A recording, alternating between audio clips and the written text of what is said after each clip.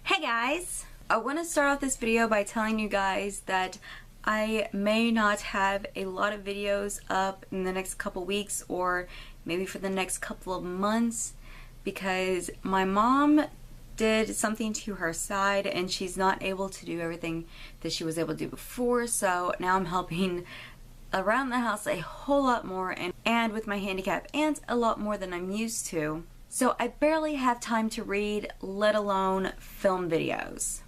And the added stress has also made me shop a lot more online. I know I didn't do a book haul at the end of October, and that's mainly because I didn't buy a whole lot of books. I think it was only like 5 or 6.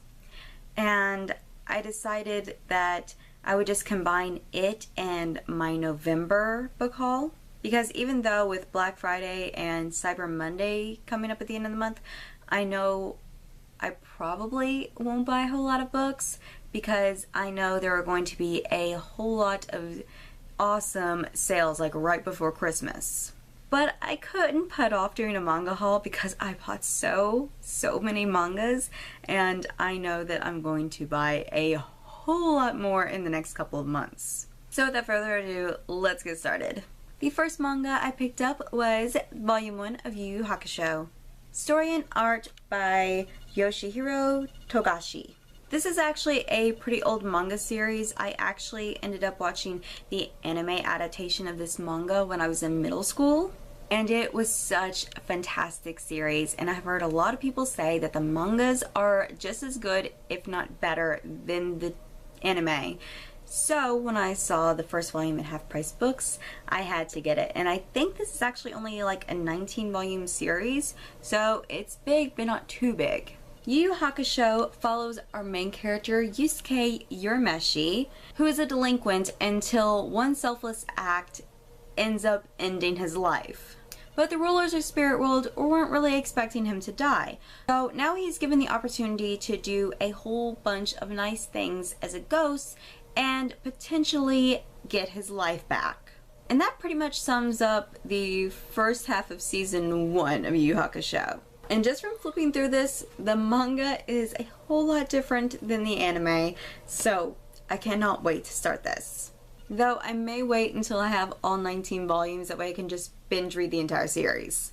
My next 3 mangas shouldn't be any surprise. I got volumes 13, 14, and 15 of Haiku Dori and I by Haruchi Furudate. Did I say volumes 13, 14, and 16? I hope I did. One of my all-time favorite anime and manga series. This is an ongoing series and I do plan to collect every volume as they come out, and if I'm not mistaken, volume 16 was actually the most recent release. I think there's 2 or 3 more volumes that come out before Christmas that I plan to get. I just love this series so much. The next manga series I got is kind of new to me. I got volumes 1, volume 2, volume 3, volume 4, volume 5, and volume 6 of Devils and Realists. I've heard absolutely nothing about this series, but the plot actually sounded intriguing, and I ended up getting all 6 of these at bargain price. Now, even though I said the plot sounded intriguing, I don't know a whole lot about this book. I just know that the main character, just out of the blue one day, finds himself penniless, and just out of nowhere, these demons start approaching him because he has to choose who the new king of hell is. And I think there's supposed to be some bribery mixed into everything. I don't know, it sounded interesting. Next up, I have another series I don't know a whole lot about. I have volumes 2, 3, and 4 of Seraph. Story and art by Strike Tanaka. I don't know why I couldn't read Tanaka. I need to go to bed. This is another series I got at bargain price, and I figured I would pick this one up little by little, and any volumes that I couldn't get, I would just read online. The main reason I wanted to pick up this series is because it has a very unique aspect, which is the fact that the main character ends up adopting a cat that is also a vampire. What? And flipping through the artwork isn't that bad at all. It's not what I'm used to. The artist in me finds some of the panels very annoying, and that's mainly because stuff is off-center or the characters are just more abnormal looking than anime characters that I'm used to. It's really hard to explain, but there are other aspects of this art that I really, really like. But I don't really know. A vampire cat sounded really, really interesting, and I was getting them at bargain price, so I decided, what the heck, I'll just get them. Next up, I have another favorite manga series of mine. I have volumes 2, 3, 4, and 5 of Seraph of the End. This is a series that I started getting into last year after I watched season 1 of the anime, which was fantastic, and I hope that this anime series has a lot of seasons to it. This is also another manga series that I plan on picking up all the volumes for. And I also plan to pick up all the Funkos if I can. I actually already have 3 of them, and they're so cute. I really, really hate this guy, but when I saw him, I couldn't help getting him. There's just something about Funkos that make the most hated characters adorable. And then, I cannot remember her name off the top of my head. I always found it hard to pronounce, but I really like her character. She's kind of more manipulative, I guess would be the word, than I expected when I first saw her character. But this little Funko is overbalanced because of this giant bow in the back, so you have to keep her propped up against something or she will not stand up. Then, my all-time favorite Funko so far from Seraph of the End is you in his half-demon form. Kind of creepy, got this little horn sticking out of his head here that kind of looks like his hair.